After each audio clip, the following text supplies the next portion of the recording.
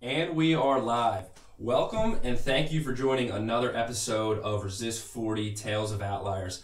Really excited for today's episode. We're sitting down with Ed Stulak. So Ed, really appreciate you taking some time out and joining the podcast today. Thank you so much for inviting me, guys. I appreciate it. I'm looking forward to chatting. So we are at Ed's house right now, and basically, Ed, you were saying, I hope this is good. I hope this is a good setup. And I said we had a full spread when we got here. So we had waffles and homemade yogurt and coffee, local honey. So this has by far been the best hospitality experience we've had so far. I'm very happy. My mama Stulak knows how to set it up. That's right. She sure does. So listen, Ed, as Trev said, we're excited to hear a little bit about your story. So we'll jump right into it. All right. All the way back to the beginning. So, growing up as a kid, what were things like? Where was home? So home was Perth Amboy, New Jersey. I was born here in Jersey. I'm a Jersey boy. However, my whole family was born in Slovakia, all the way Eastern Europe.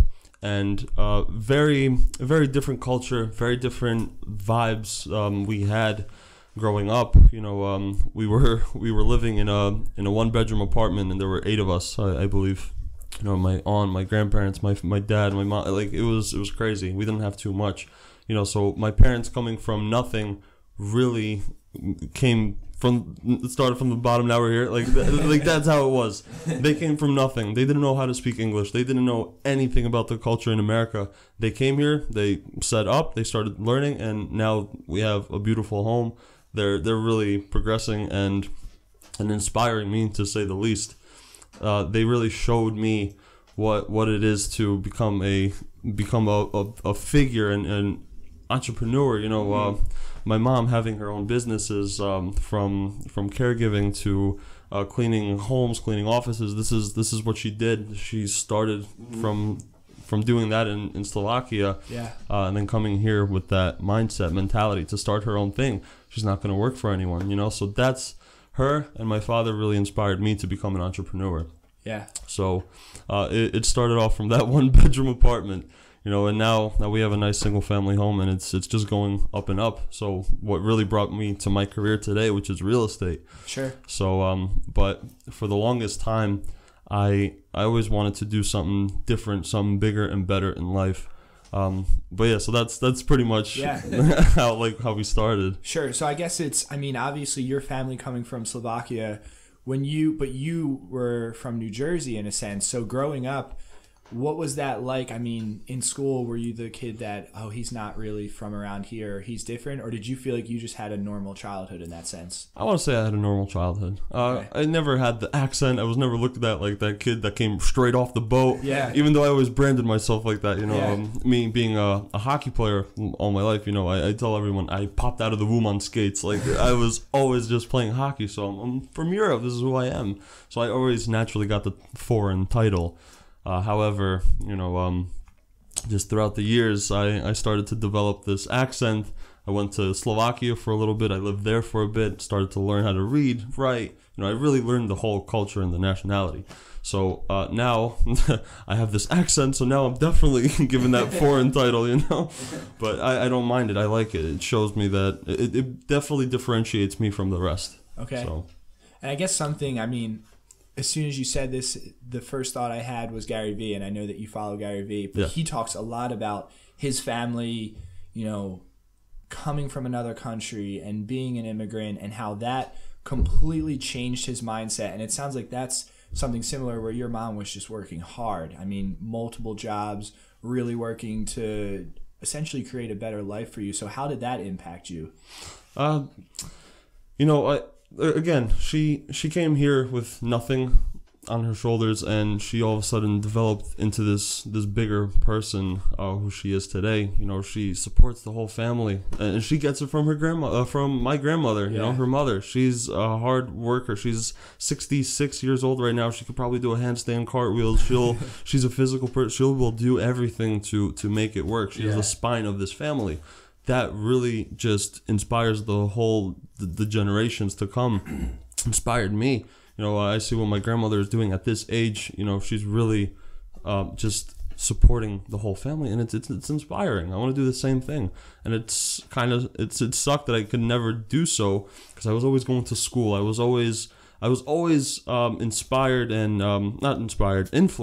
by my environment, which was, the norm. Everyone was so normal. Everyone was just going to school, working, and then partying on the weekends and just having a fun all the time. It was never influencing me to the right way. Not like my family that came from Europe. These are entrepreneurs.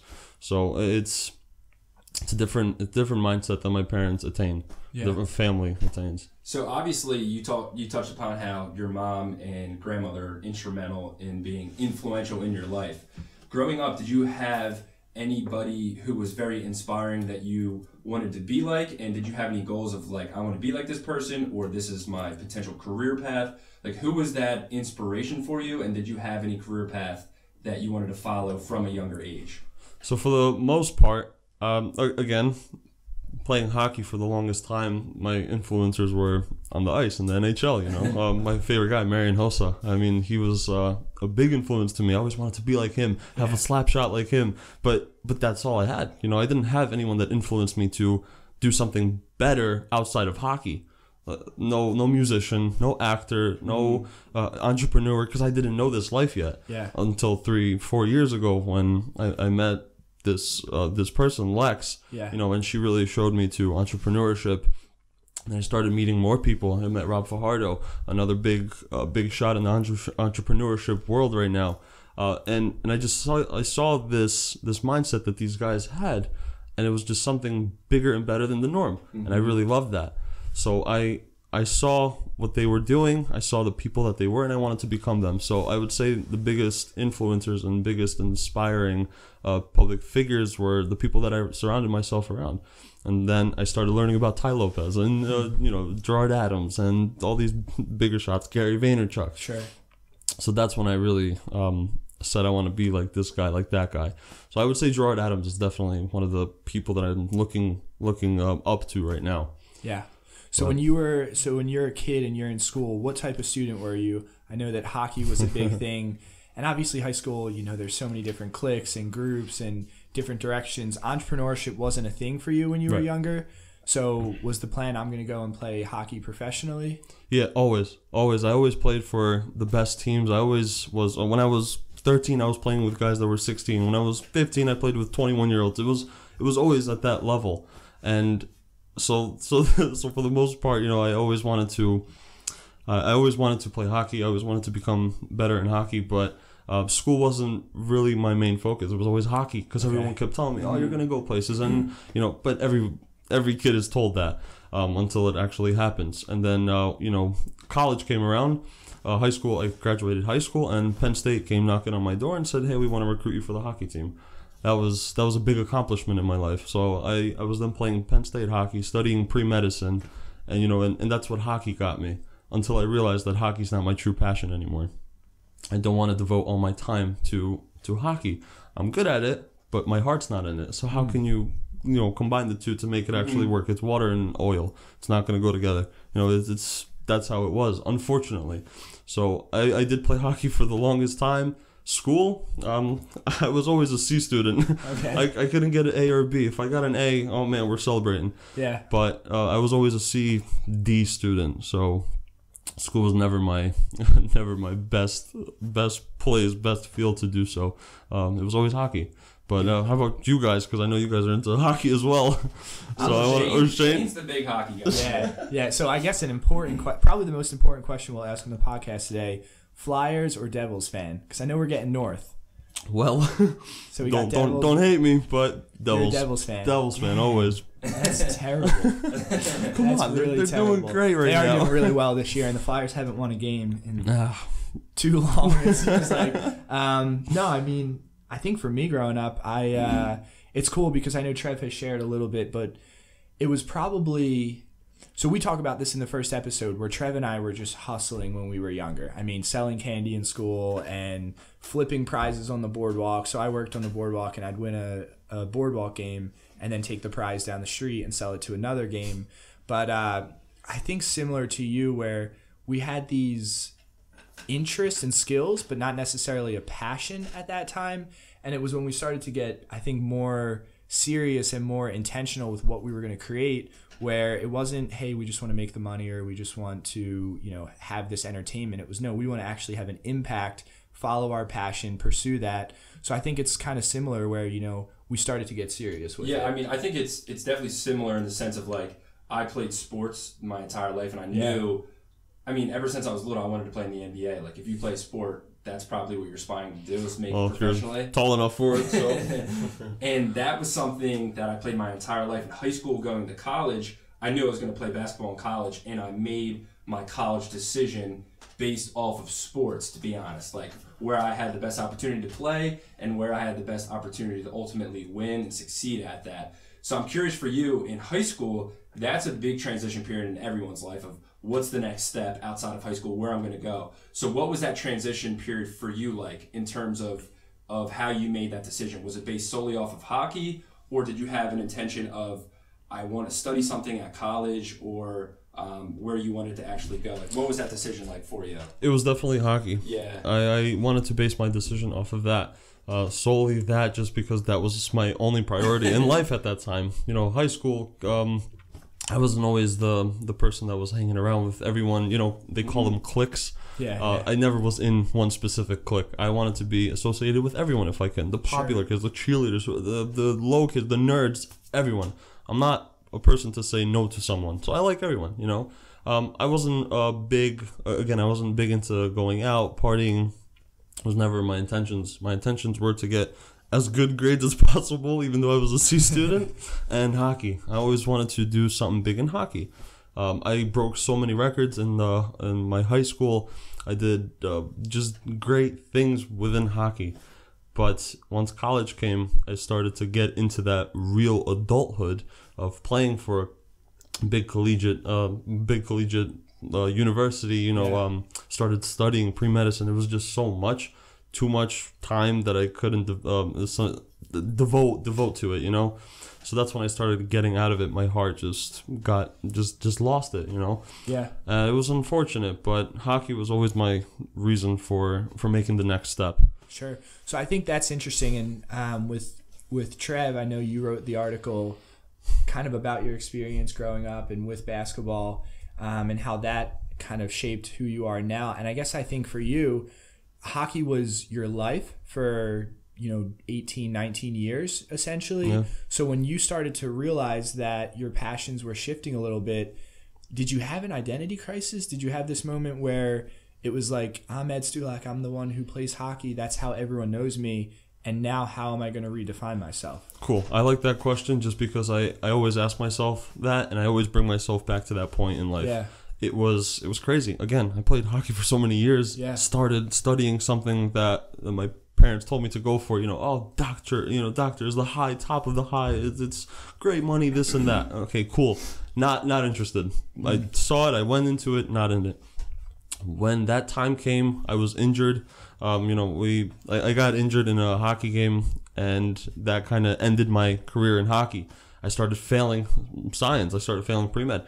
That was, all signs were saying like, hey, Ed, stop. Don't, just go home. Yeah. So I went home. I came home, and for a good 6 months, I just didn't know what to do. I had no more hockey, which was pretty much my job in life. Yeah. So I had time now. I had so much time. So what do? I was deciding what next step to take.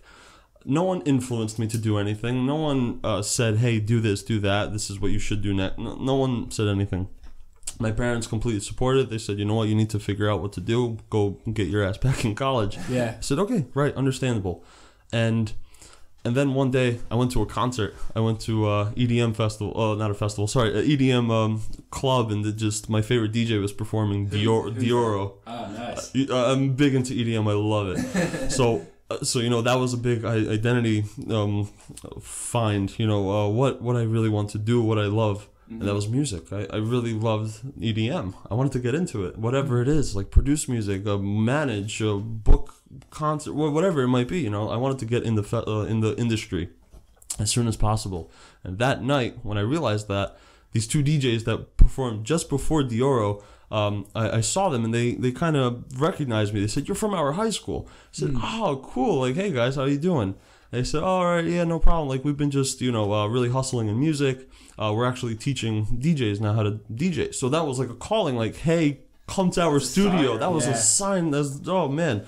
So they invited me back to their place. They're called Radio Smash, and Radio Smash taught me so much about entrepreneurship, about business, about passion, about just happiness overall. And from there, I just started, producing my own music, started becoming a DJ. Then through that, I found business. I said, it's not just music; it's really the business that makes music and producers and musicians big. I want to get into that part because I know that's where the money's at. So I got into that stuff. I started managing them. I started being their tour manager. We started traveling the USA. It was so cool. It was a really cool time in life, and that's what really woke me up and said, I think business is for you. So now I'm studying business. Now I'm a realtor. I'm really getting into the whole entrepreneurial vibe. Yeah, I would say for me, that transition from retiring from playing basketball to now pursuing the entrepreneurial ventures, it's like I was having a conversation with my friend the other day about, because he just tore his ACL for the second time, so his career is done. So I was telling him something like, all the effort that you put into sports of working hard, of constantly working at it, and competition, that's all, you could apply those same principles to other aspects of your life, and even in entrepreneurship and building business. So for you now, in terms of what you do and how you're trying to build this personal brand, would you say you have a ton of lessons from your time traveling and from your time competing in sports that you still apply today with your business philosophy? I would say one of the big elements that I can really take back from hockey is leadership. Yeah. Leadership was always that thing that I never had, but I learned it through hockey. And now when I'm into this whole entrepreneurial world, I'm really applying it to business. Applying it to people that I may be teaching, maybe mentoring, just other people that want to be aspiring entrepreneurs. So I definitely want to say that hockey taught me about leadership. What do you think it taught you? Basketball, like what do you think that you can take from that? I would definitely say the biggest takeaway for me was my 8th grade season. I joined Team Philly, and at the time they were one of the best AAU programs, not even in the area, but in the country. And from 8th grade till junior year high school, we went everywhere. And every weekend we were at a different tournament, whether it was West Virginia or all the way to California. Like, we were all over the country. And I think the biggest takeaway for me is, similar to you, we would always play up an age group. So we would always be playing better competition who was older than us. And it's just like that feeling of getting uncomfortable constantly, but like still competing and realizing that even when you're super uncomfortable, you still can perform. So I just think like that mindset of always approaching situations where like, wow, we're about to play really tough competition. These kids are older. Like that uncomfortable mindset, you just get used to that feeling. And I think you could then apply that to other pieces of life of not getting scared anymore. You know what I mean? I would agree. Yeah. So I would say that would be a huge takeaway for me of just constantly getting uncomfortable and trying to compete at the highest level, for sure. Get comfortable with the uncomfortable. Exactly. Yeah, that's funny. And for me, I mean, basketball was a part of my life earlier on, but it wasn't something that I stuck with. But I remember playing for, I think it was Philly's Finest, maybe, if that was one of the AAU teams, or South Jersey Jazz. It was one of them. And we had a tournament at Temple University. This is 8th grade, and we roll in there, and these dudes were dunking. Like, they were literally dunking in 8th grade. And I remember we were getting blown out at halftime. We were losing by like 30. And they stopped pressing, and our coach started freaking out on their coach, like, keep pressing, my team's going to learn today. And I just remember thinking, like, it was Mr. Heim. And I remember thinking, like, this is life. Like, people don't stop when they get ahead. The people that are successful don't stop when they get ahead. And to me, that was just something, talking about leadership. It's like, leaders don't stop. Leaders keep pushing forward. And to me, I mean, you look at that in sports, but really any area of your life, it's like, it was uncomfortable getting blown out by 30 and then 40 and then 50. But that's how you grow. I mean, that's where the growth is going to happen. So along those lines of getting uncomfortable, what was that like for you working with these DJs? Was that very uncomfortable because it's not something that you've done before, and you mentioned that you traveled a lot and you started managing?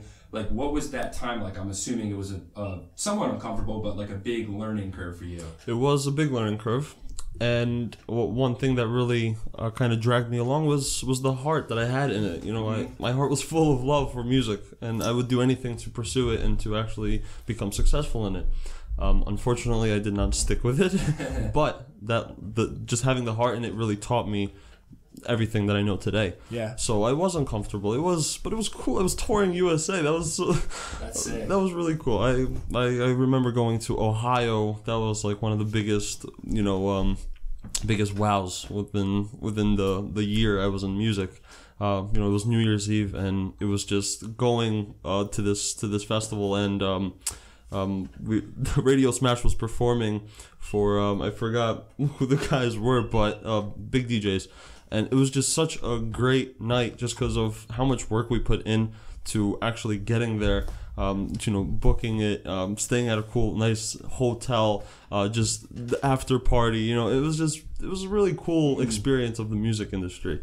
It was a cool part of my life. I definitely think it was uncomfortable, but again, I want to say that the heart really dragged me through the whole way and taught me everything that I know today. Mm-hmm. Yeah. So looking at some of the experiences that you've had, I mean, playing hockey at a very professional level, and then the entertainment space, and, being a realtor, which we'll get into, what do you think that the average individual is lacking from a leadership perspective? That's a good question. I would say that the average person is probably missing out on the perspective of what really life has to offer, what their life is dedicated to. Again, the average person is only relying on what is happening right now. What kind of job am I working? What kind of friends am I associating myself with? What am I studying, or whatever it may be? I think normal people are just having a very low mentality of actually becoming a leader, actually teaching someone something. I think they just want to focus solely on themselves and not pursue the bigger and better things. A lot of people just have this low mindset of thinking, no, it's all going to be okay. I don't need to push. I got a job. I have this. I'm good. I'm all right. I'm secure. I'm comfortable. And again, like we talked about a couple minutes ago, you got to be uncomfortable with. You got to be comfortable with the uncomfortable. Sure. So I think that's what people are lacking. What do you think? What do you think an average person might be missing out on or should be doing to become this bigger and better person? Yeah, I mean, I think it's along the lines of your situation where you weren't, you stopped playing hockey and you had like that 6-month lag period where you didn't necessarily know what to do, but then you ended up trying something and you tried to follow that passion of music and becoming that manager. But I'm sure you could attest to this. It's like you weren't necessarily refined or perfect at being a manager, but like you were working towards something. And I think that's huge for life, of having a goal that you're working towards and having a goal where like you're making progress. So for example, I had a conversation the other day where an individual, she just started her own brand in terms of personal fitness. And she's like, it's so cool because every single day I have something that like I'm working towards. And I think if more people had the ability just to take that leap of faith to like pursue what they want to pursue without worrying what others think, that would be huge. Because like when you have something that you're working towards and you're making progress, that's when you feel fulfilled. You know what I mean? Like when you're really working towards a goal and you're making progress and you're seeing change, that's when you get that feeling of fulfillment. All right, so now what do you do when someone has everything figured out, but then they start realizing the money's there, I'm doing good, I'm at a high position, but my heart's not in it?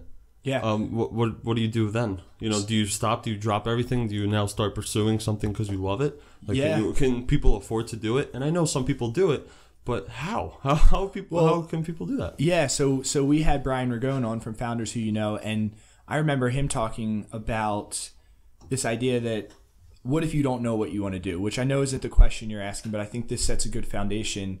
Where are you spending your free time? Where are you spending your time where you find the most fulfillment? And if that is, let's say, in the music scene, then okay, maybe start to pursue something in the music scene. But I remember seeing yesterday, there was a quote from Simon Sinek that I saw on Instagram, and it was this idea that if you say something to the extent of like, this isn't what I'm going to be doing long term, but it's good right now, why are you doing it right now? I mean, if it's not something that you want to be doing long term, and I get that it's easy to just say that right now, but there are bills and there are requirements and you do have to provide. But I think if you're, especially at a younger age, typically you're in a better position. But I don't know. I think we're just missing the fact that timing is everything. For me, faith is important. And there's a verse that talks about how essentially you hunt in the morning and you go out and kind of like divide the take at night. And I think too many people are in this mindset like, I'll do it later, I'll do it later, I'll do it later. And the longer you keep putting it off, the harder it's going to be later. And I think the smaller amount of access you're going to have to actually get into that. So yeah, in my opinion, I mean, maybe not popular, but yeah, you drop what you're doing or you start to gradually do it. Maybe you don't just say, I'm going to quit tomorrow, I'm going to put in my 2 weeks, but maybe it's, hey, I'm going to start spending every free hour that I have strategically get that to start. hustle get that side hustle going. Exactly. I mean, that's it. I definitely wanted to start side hustles as well. You know, I started my own digital marketing company just before I started real estate. Yeah. It was called Vesla Marketing, you know, doing digital media, social media marketing, just the whole thing that everyone's doing now. But again, everyone is doing it. Everyone and their mothers is doing it now. Sure. So it's like, is that really a side hustle? Like, am I going to make too much money in it? Again, was my heart in it? Answer is no. It wasn't. I really found the love in real estate. And again, there's a lot of competition in real estate as well. There's a lot of realtors. However, my heart is fully in it. And I know that I'm going to brand myself differently from the rest. And I know that I'm going to change marketing in real estate. I know I'm going to change the branding game in real estate. I know I'm going to change the whole industry of real estate. I don't know how, but I know why. And I know that I'm going to do it. So if there's a way, you know, there's a will, there's a way. That's exactly what applies to this. So, no, I think there's a good point here that I would like to make, and that's you went from, you know, a really tough time in your life where you stopped playing hockey and you had that grace period where you weren't necessarily sure what you were going to do next. And I think it's a valuable lesson of if you want to find that passion, if you want to find something that you're going to work towards, you just have to try different things. Like you tried managing, you tried creating an agency. But through those attempts of trying to build something, you found a passion of yours. So like, I guess my question would be for individuals who don't necessarily know what their passion is or don't necessarily know what they want to do next, what would your advice be? Would it be similar to you of like, just get out there and start trying things and see what works and see what sticks? Like what is your advice to someone who doesn't necessarily know what their next step is going to be, I guess, after college or at any point in their life? I want to say whatever interests you, get your foot in the door somehow. If people want to pursue medicine, start hanging around people that are into that, have that mindset. You know, you want to be a race car driver, stop hanging around with people that are skateboarding or doing engineering. You know, start hanging out with those people. Yeah. So that's what really got me into everything of the flow that I am in today, as I associated myself with the people that I want to be like. So I would say that's the advice. You want to be like someone, hang around with them. You know, there's that 33% rule, which I'm sure you guys are familiar with. Ty Lopez talks highly of it. You know, 33% of the people you speak with and hang around with should be below you. You know, the ones that you can inspire, teach something. So it makes you feel good. The middle 33 is people that are like you, the people that are doing the same thing, that have the same mindset, that have the same goals. And the other 33 is the people that you want to be like, your mentor, the people that have the yachts and the whatever it may be, that big thing that you call quote unquote success. Yeah. So that is what my mentality is, it has been what got me into this whole flow. So did you have a point that your mindset started to shift, especially after hockey? You were obviously hanging out with a lot of hockey players, especially at Penn State. Then you leave, you come back, you start to reevaluate what you were doing. How did the people that you were hanging out with start to change? Who did you find yourself starting to gravitate towards? And then even your daily habits. I mean, like you said, every single free second you had was spent on hockey. And then all of a sudden, every single second is now free. Yeah. So what did you start to do with that time? I took that time to really reanalyze my life. Number one. Number two, I wanted to see what greater things I can do with that time now. And then number three, I actually started doing. I stopped talking and I started doing. I remember the neighborhood that I live in, there's like 6 of us here. We're so close with one another. We're best friends. But, you know, all we did was chill. That is all we did. We had free time, we chilled.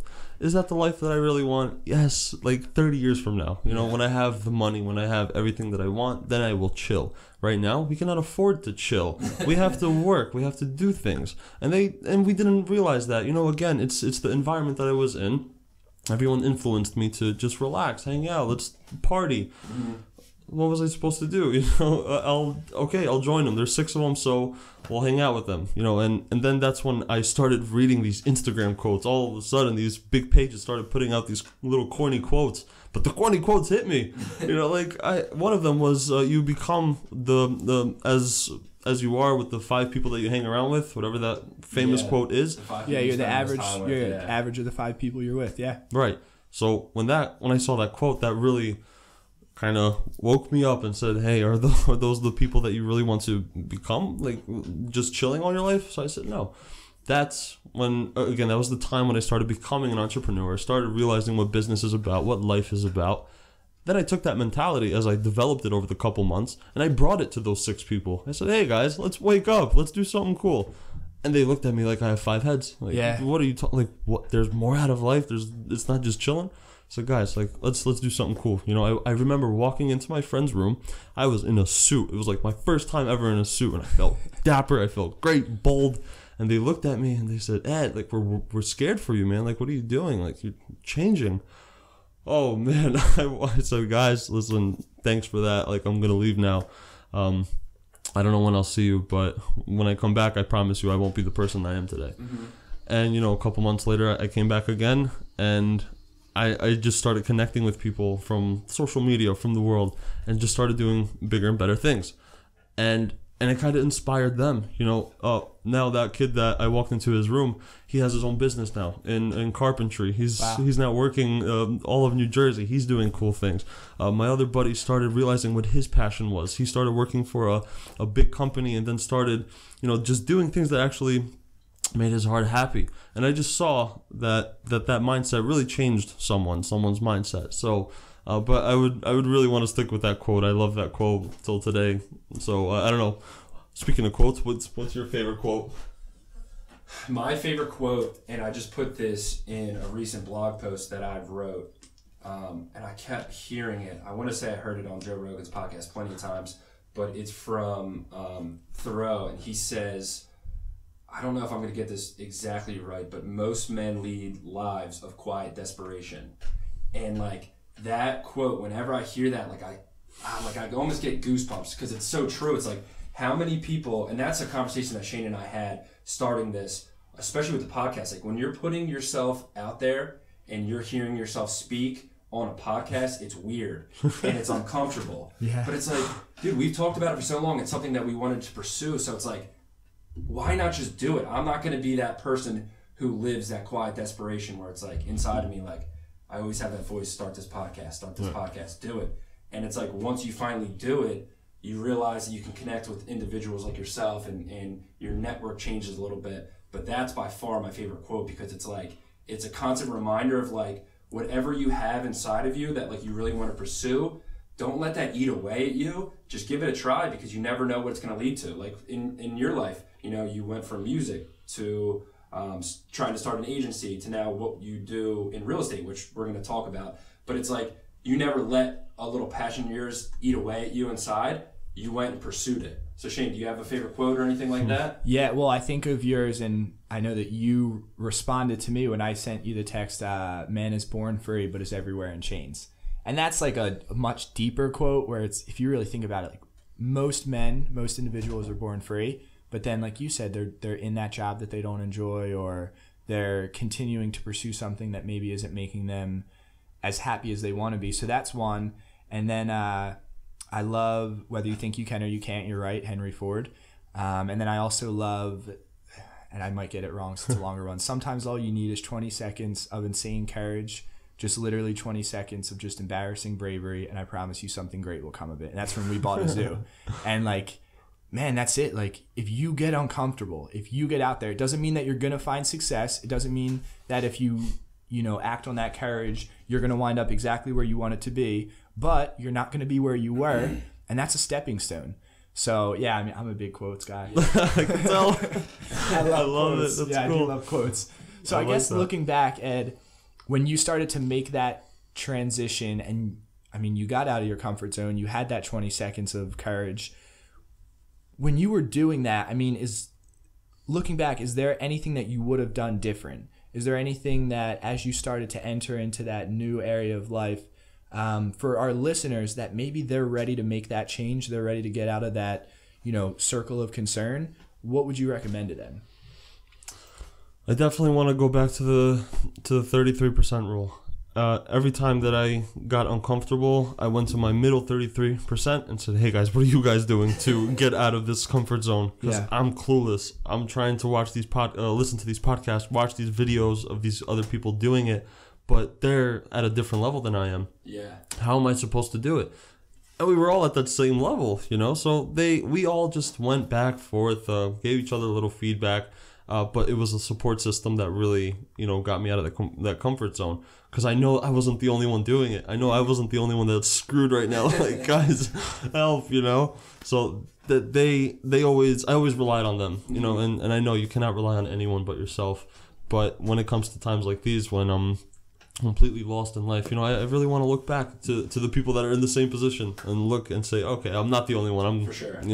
So I want to say that the people that you want to become like, or you want to grow with, just stick with them, because they're going through the same stuff, and you guys can share each other. You guys are each other's support system.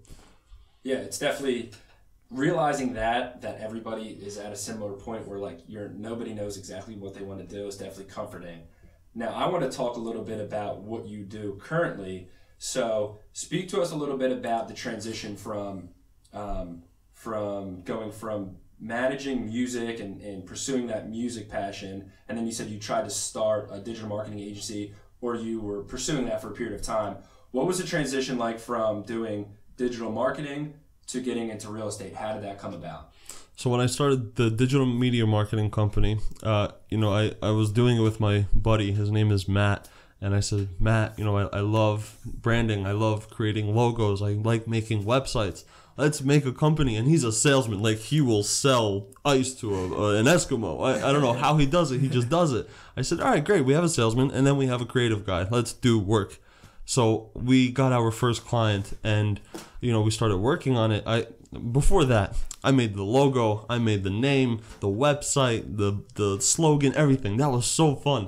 And then we came to getting our first client, where we had to make them a logo and make them a website and brand them and market them. I said, I don't want to do that. I don't want to brand someone else. This is my time being put into someone else's project. I want to do it for my project. Why can't I do it for myself? But what was I branding? My marketing company? I didn't really want to do that. I wanted to brand Ed Stulak. I want Ed Stulak to be someone, because all my life it was hockey. Oh, Ed Stulak's coming. He's that guy. He's that tall guy. He's 7 foot tall on ice and has the hard slap shot. I always had a name in hockey. And then one day, hockey stopped. So I didn't have that name anymore. I said, I need that name again. Yeah. I need Ed Stulak to be something once again. And I realized that if I just put my time and passion into it, then I'll do something with it. It's just, what is that going to be? That's when I was introduced to real estate. And I realized that people brand themselves. People market themselves to get their name out there and work for themselves. Their name is their own business. How you go about it is really your decision. So when I realized that, I said, all right, digital marketing has to go. Time to focus on Ed Stulak. Time to focus on real estate, and time to really try to change everything the way I want it to be. So that's what really changed my whole mindset. Yeah. So we talk a lot, and what I'm hearing is essentially that was kind of the moment in your life that you started to resist your 40. Because we talk, and that's obviously our brand, is that defining moment. And it's not necessarily a one-time thing. You resist your 40 once and you're done. Obviously, it's continuous.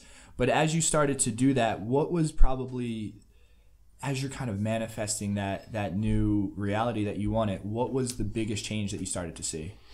When I started manifesting that, the biggest change that I saw is that finally I realized that Ed Stulak was becoming someone again, and it felt good. People were reaching out to me saying, Ed, oh, you're doing cool things, like, good job, awesome, keep up the hustle. That's what I wanted. You know, I wanted to kind of get some proof that I'm doing something right. And people were reaching out to me. People were saying, like, wow, you're doing something really cool.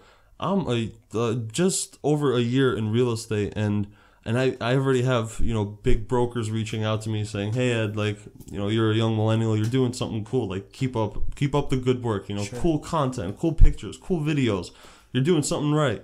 And I'm getting leads from that, and everything that I've been doing, you know, it's just been going the right way, you know. So that's what really that was the signal that something was actually happening. The change was actually working. Yeah. So this is something I've been thinking a lot about since we had Josh Wilson on the podcast. Who is Ed Stulak? Because I'm noticing now that you started to say, like, I'm being myself again. When someone talks about you, who are you? I am Ed Stulak. I am the millennial realtor. I am the one that is doing bigger and greater things in life. Doesn't matter what it is, I'm going to do it bigger and greater. Yeah, I love that. So what is a day-to-day, like, a day-to-day picture in your life for those who don't necessarily know a lot about real estate and what that entails? What's a day-to-day life, and, like, what are some of your normal responsibilities of, like, what you actually do? Day-to-day life of a realtor is really what the realtor wants to do. We don't have to go to the office. We don't have a 9 to 5. We work on our hours. Unfortunately, our hours are exactly when the people are, you know, not working. So when people are working a 9 to 5, that's kind of when we have our, you know, break. And then after 5 till maybe like 6 a.m., we are working because people are free. So I would say I work on my own hours. I work on marketing myself. I work on social media. I'm a millennial. This is what I'm good at, you know, so this is what I'm going to do. I know everyone's eyes are on their phones, so that's exactly where I'm going to hit the people the hardest. Not on TV, not on billboards, not in the papers, on social media. You know, and not many people know that or have that mindset yet. They still believe in, you know, print or just the old-fashioned advertising. Yeah. You got to change it, people. You got to start doing something different, and you can do it through social media. We connected through social media. My tailor and I connected through social media. My photographer, my Victor and I have connected through social media. This is where people are growing, and this is why I want to do it the best on social media. So yeah. But again, back to the whole day-to-day, you know, I want to go to the gym in the morning. I want to read a little bit in the morning. I want to do something that's going to only make me better. And then, again, you know, I have my clients that I work with. I have the marketing that I really put my energy and time into. And then the content. You know, Victor and I always go out and try to get as much content as we can. We try to film. We try to just do everything so differently so we can hit the real estate market differently than it has been. You know, a lot of realtors just post up a nice little headshot and say, hey, you know, call me today, let's work together. I'm not a fan of that. That's boring, and I want to do something different. I want to show my life, you know, in that suit, hanging out around with cooler people and just just doing something different. A podcast, you know, this is different. Dude, you know, I really like the way that I'm doing it. And I told you before that I want to change real estate marketing and real estate branding. So I'm doing it slowly but surely. Yeah, so one thing is shout out to Victor. He's got the best setup right now. We got the studio looking really good. We're going to make sure that we put his contact info in the bio as well. But talking about marketing, so you have, I think, really two different audiences that are struggling to market. You have maybe the younger generation that has grown up with social media. They have their Facebook, Instagram, Twitter, but to them it's always been a personal platform. It's always been an outlet to share whatever it is that's kind of happening on the day-to-day, but not from a business perspective. And then you have the other audience that is struggling, which is the older generation that maybe didn't grow up with it. They're not familiar with it. So both of those audiences, what is your advice for them to take, whether it's the individual who has an Instagram, but it's always been their personal profile, or the individual who's never had an Instagram? How can they then get one and start using that to market whatever it is that they're pursuing? So I would say to just start, get social media up and going, because if you're not on it, you're late. You're behind. You're missing the train. Yeah. If you don't know how to use it, get a millennial. I guarantee you can find one anywhere around the corner that's stuck on their iPhone. They know this is just what we grew up with. The older generation, they have a mentality of doing different things, but naturally, for example, the older generation, they are not lazy. They work their asses off at whatever it is. Us millennials, unfortunately, we are lazy, and we deserve that title, and it sucks. Not all of us are. Majority of us are, though. But, one thing that does come natural to us is social media. We know how to use Twitter. We know how to use Instagram, Facebook. This is all very easy to us. I kind of lost my train of thought.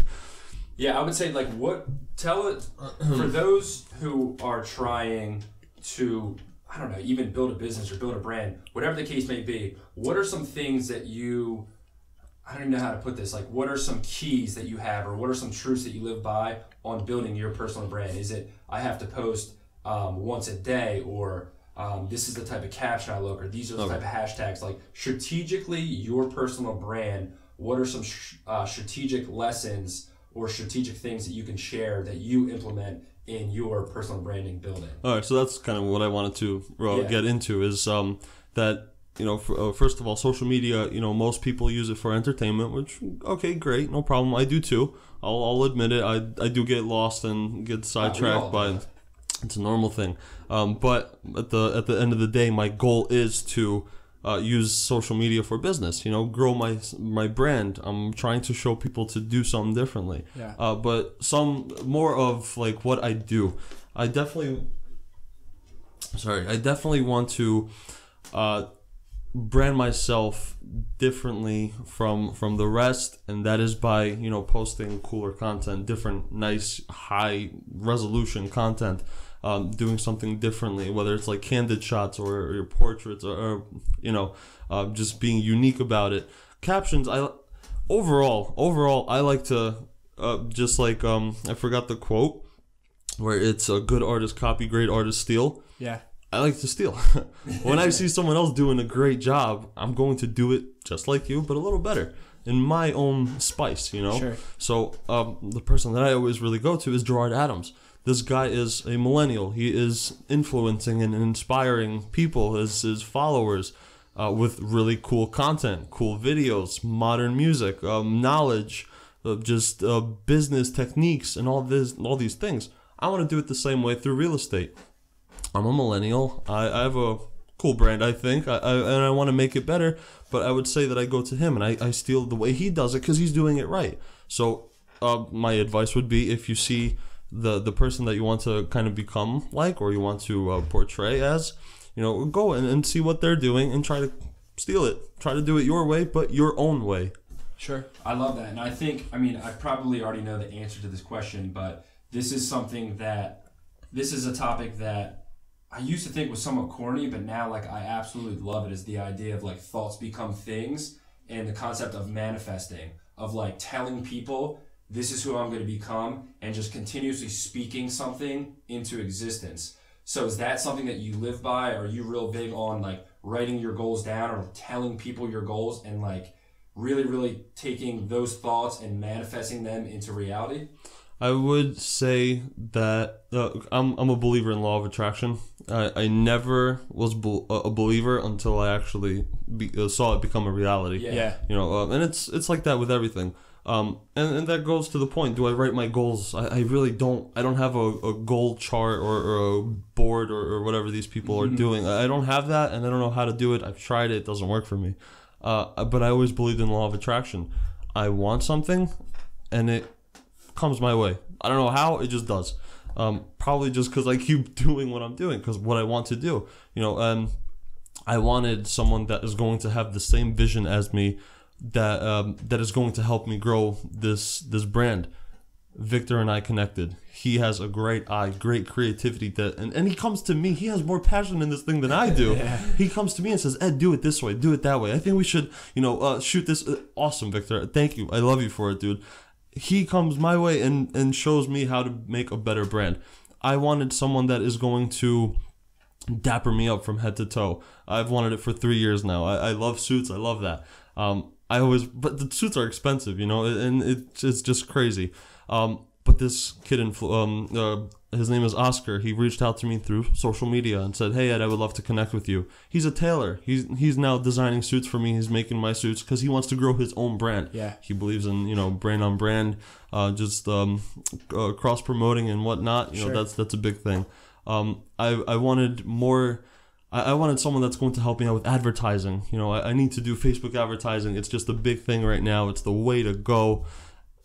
And this expert reached out to me and said, "Hey, I see what you're doing. Like, did you ever consider Facebook advertising?" It's like serendipity, law of attraction, whatever you call it. It's just been happening so much in this past year.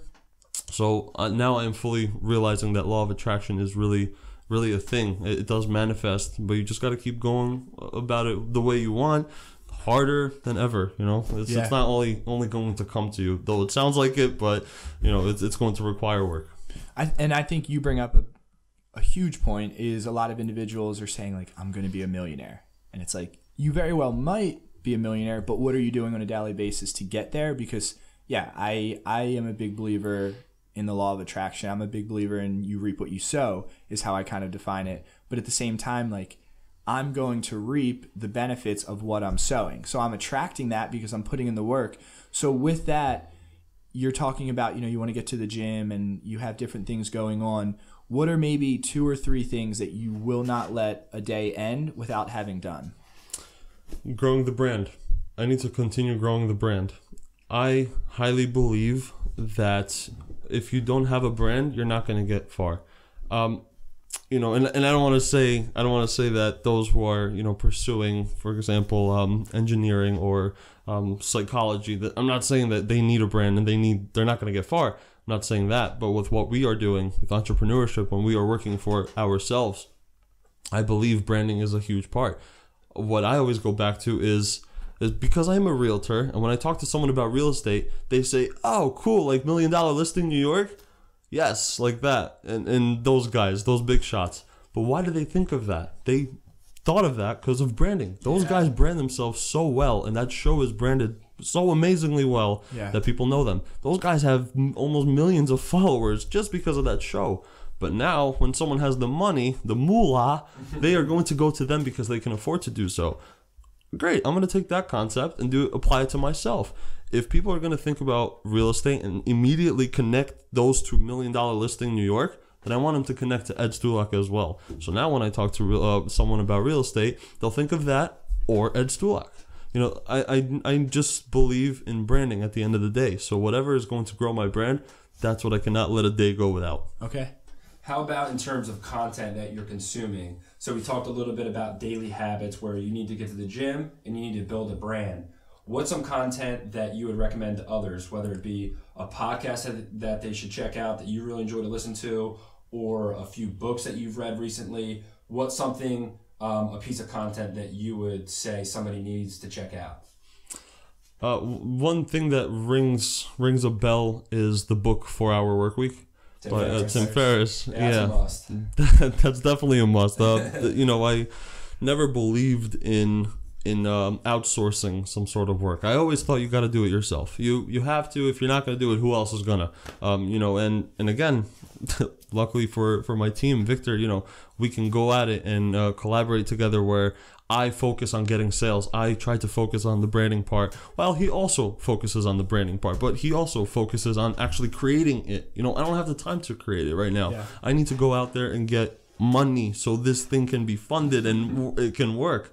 So it's a good book for you to realize that if you cannot how does it go? If you cannot do it, you have to automate. If you cannot automate, you have to outsource. Mm-hmm. So I really love that concept of the book, and it really made me realize that you can dedicate a few hours to something and let someone else focus on the other things that really hold the foundation together to make the things happen. So 4 Hour Workweek was one of the big books that really made me realize is I got to start applying different elements of my life a little differently.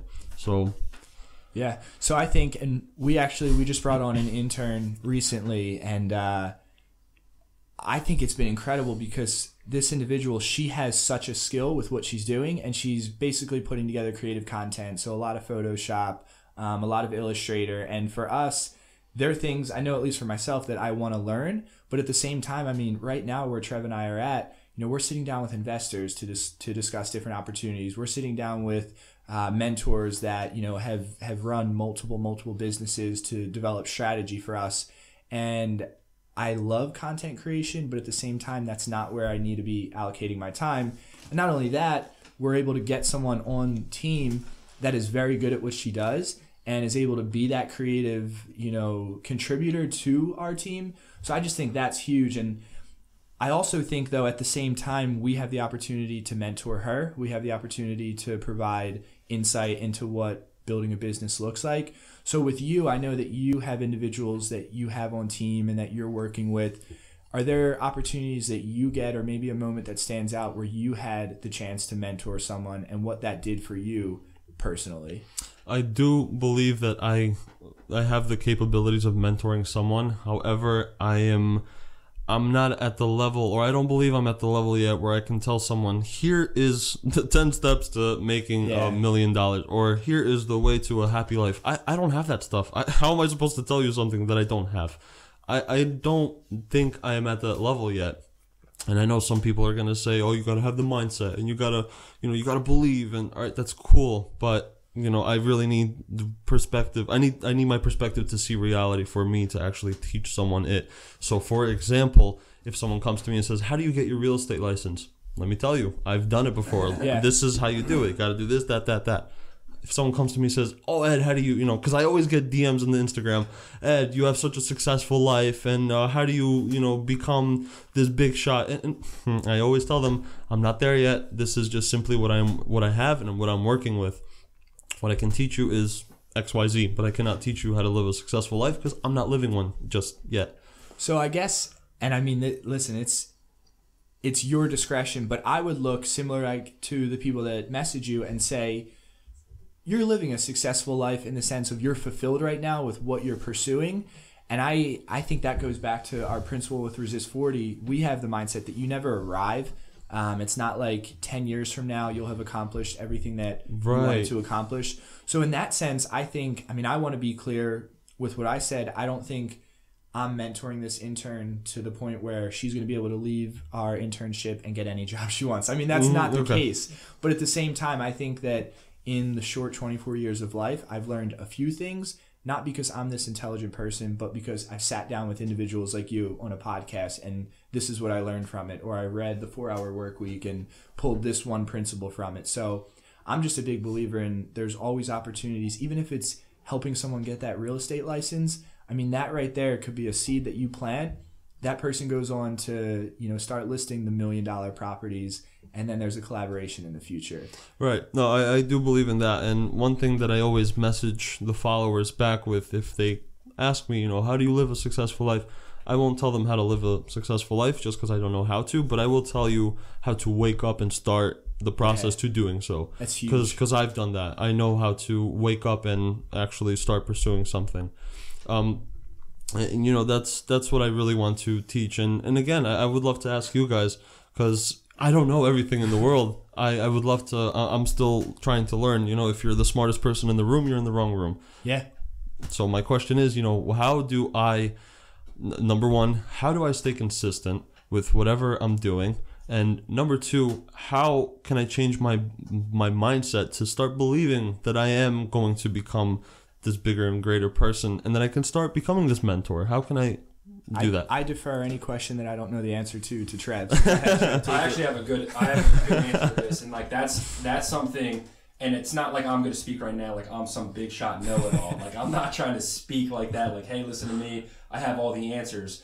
But the cool thing about technology is that you can get mentorship from pretty much anybody. So podcasts is a big thing that I listen to. Whether because I drive to and from all the time. So on road trips, I'm listening to the podcast. And something that's like a reoccurring theme is Tom Bilyeu. Is that how you pronounce his last name, right? Tom Bilyeu. So he was speaking heavily on this concept of mindset, and he referenced a book called Mindset.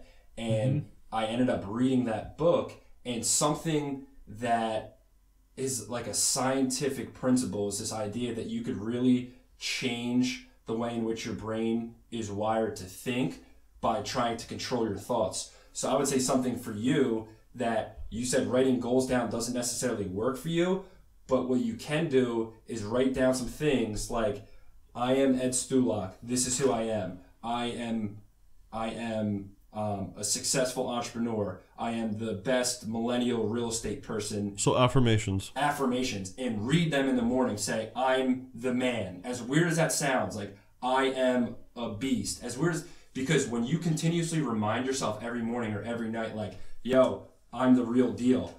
It's not a cocky thing. It's a mindset shift where, like, you're telling your brain, like, confidence. I really am this person. And if you keep telling yourself over and over and over and over again, it's going to change that mindset. Drama from Ramen Big has a podcast series. He said writing down didn't work. So he recorded his goals and put a dope little like beat on them. Every morning he wakes up and listens to himself saying, like, Chris Paff, you are this. So he listens to himself speak out affirmations because that's what works for him. No So way. I think if you have something along the lines of telling yourself like what you are now, even if you're not necessarily there yet, it changes that mindset to believe it even more and really, really change that mindset to a little bit more confidence or a little bit more drive or a little bit more passion.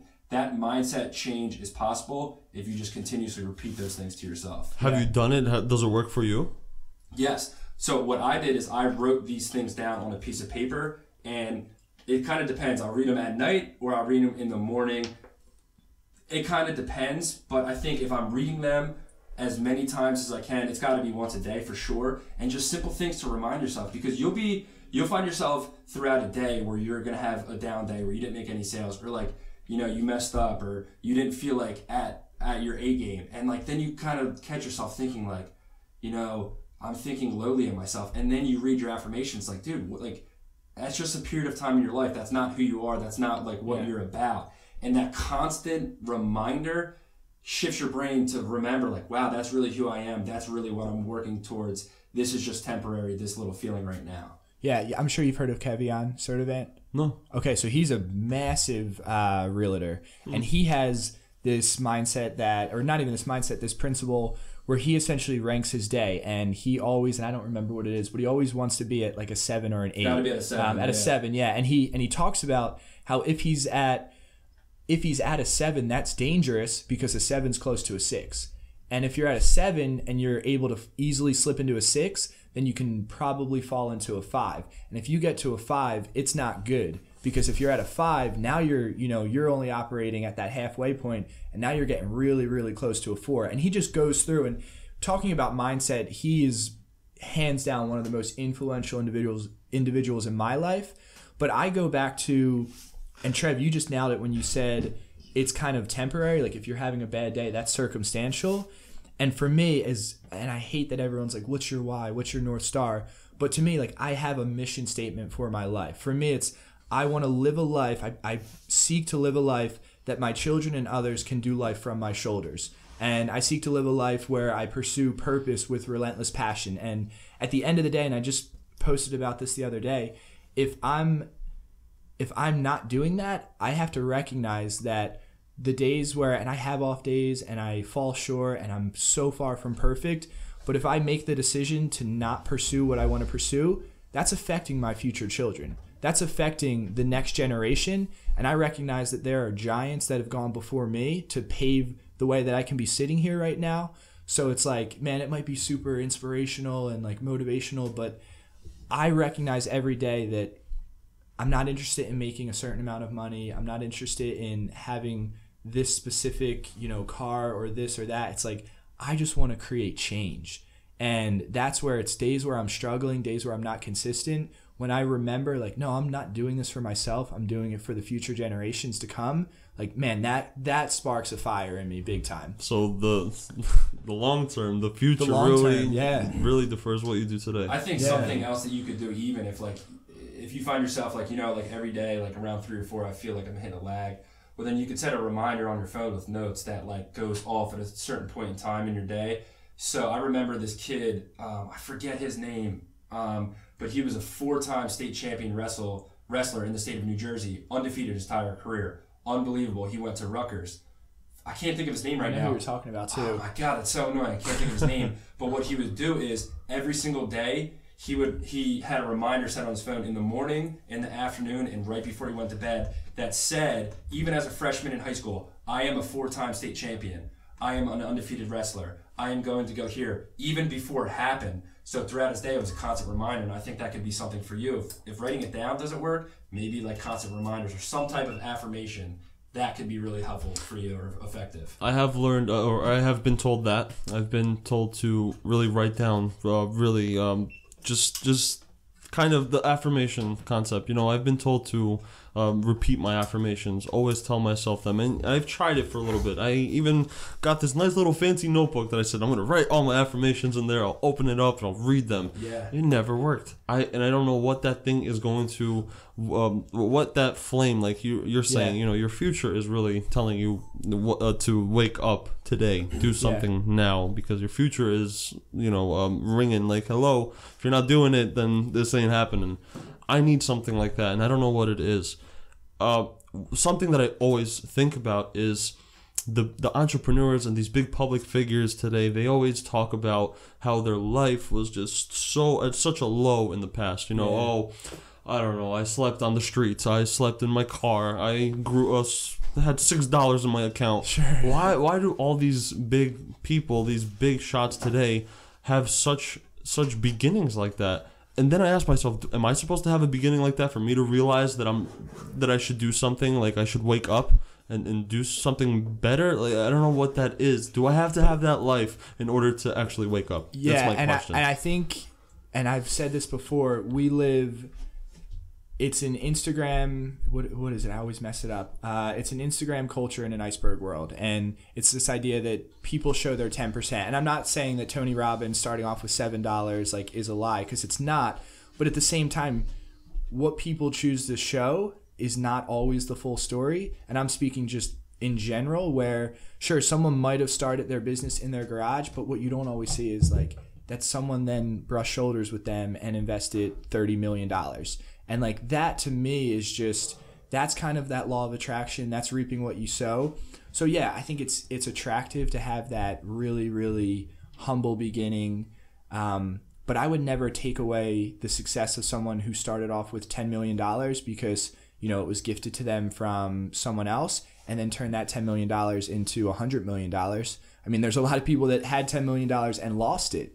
So at the same time, it's like, I always try to focus on where I'm at, because I know that I'm better off than a lot of individuals with what I've been blessed with. But I also recognize there's a lot of individuals that have way more than I do. But if I look to the left or if I look to the right, and again, like kind of corny, but like it's just tunnel vision. It's looking ahead to where you want to be and then not worrying about, the people to your left and to your right. And I think this is a perfect transition. We have a few questions that are standard that we ask every podcast guest. And I'm going to go a little bit out of order here because, we're talking a lot about of like goals and vision and like, those of where we want to be. So my question would be along the lines of legacy, that later in life, not when you've accomplished, or maybe even then, of like when you've accomplished what you want to accomplish, and I'm sure you're always just continue to want to have more, but like later in life, what do you want your legacy to be? Like, what are a few things that you want to have accomplished, and what do you want to be remembered by? So I definitely want to keep pursuing the vision of becoming that realtor that the world knows about. I am licensed in New Jersey, so I'm only going to be doing real estate in New Jersey for now. Later on, I want to have my license in New York. I want to have my license in California. I want to be licensed in Slovakia, my hometown in Europe. I would love that vision. I would love to be that guy that has 500,000 followers on social media, is influencing other realtors to become better, is just doing real estate at a different level than most. I want to be that public figure. I want to be that realtor. I want to be Ed Stulak, that guy that actually inspired me to do something bigger and better in life.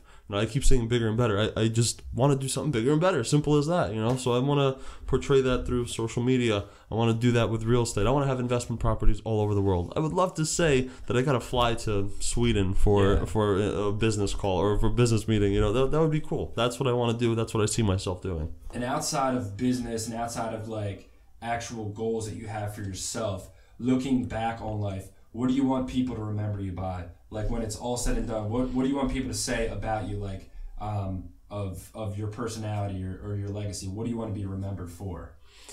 I want to be remembered for... That's a question that I don't really think about every day. But at the end of the day, I always think about becoming a public figure. I personally love the spotlight feeling. I love when the spotlight's on me. Ed Stulak, he's that guy. That guy's he's doing something right. For sure. I love that feeling. I don't know why it is like that, but I'm trying to do it as humbly as possible. And sometimes it might not look like that, but that's what my heart is saying. I am a humble guy. I want to do it nicely, softly, but I want to hit everyone so hard that they that they wake up and say, oh wow, okay, got it, understand. So that's what I would love to become. Is I want to be that public figure, Ed Stulak, that guy that really awakened me. Yeah. So now we're going to go in a completely different direction. So you're talking about people here and how you want to be remembered.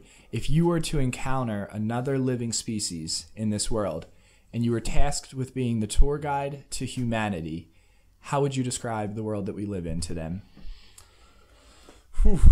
That is an awesome question. I like that a lot. Hello, I'm the tour guide. My name is Ed Stulak. Let me show you around this beautiful world. We got nice attractions. We got Paris. We got New York City. We got Malibu in California.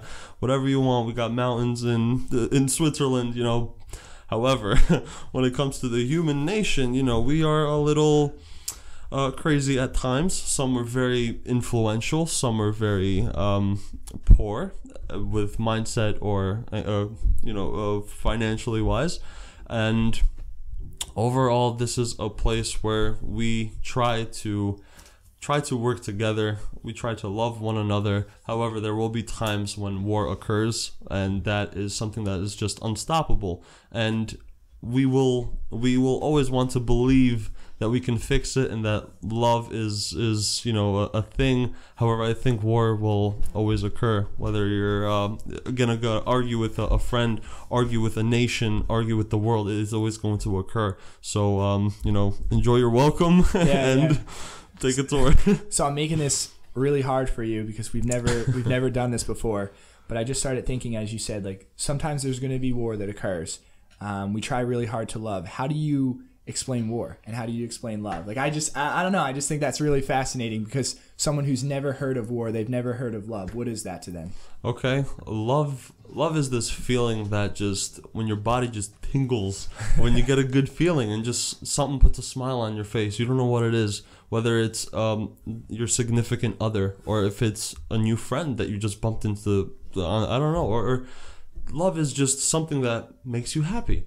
War is something that puts a frown on your face, that you just get goosebumps. You just don't feel good. You feel uncomfortable, feel like something bad is about to happen. I would say those are little elements that will occur. War is coming. Bad signals okay. In general. But I don't know, love is happy, war is bad. Yeah, I'll leave it at that because that's as philosophical as I'll get. Sure. So that's a pretty philosophical question that we have, and another question that we have is not as philosophical. Could be. But definitely can go there. And I know you're very active on social media, and I'm sure like when you're crafting a post, it's really, really hard to figure out like what that caption's going to be. Everybody struggles with that. So our question is, if you had one last post on social media, let's say Instagram, you have one last Instagram post, what is that picture of? And how do you caption that picture? The first thing that popped into my mind is I'm in the middle, in my suit or whatever. It may be a casual day, but I'm surrounded around the people that I love and that have changed me and that have developed me into the person I am today. And the caption would just be a simple thank you to all those who have made me what I am today.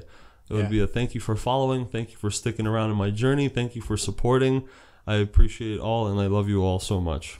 Yeah, I love that. So talking about Instagram and kind of your digital presence, any plugs? Where can people connect with you? Where can people really be engaged with what you're doing? So all my social medias, whether it's Twitter, Instagram, YouTube, whatever, you can find me at Ed Stulak.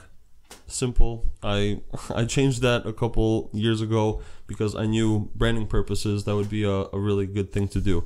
And that's another piece of advice that I'd like to tell people is, you know, if you're going to brand yourself, don't make your Twitter something 1234 underscore XYZ, and then make your Snapchat 1234, and it's all over the place. If people want to find you, they should find you at the snap of the it shouldn't be complex for people to find you.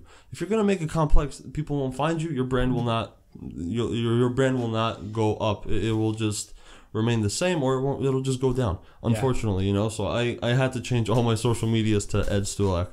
I think it's the best for a brand. Yeah, so it's EDSTULAK. Yes. Ed Stulak. Okay, yes. Awesome.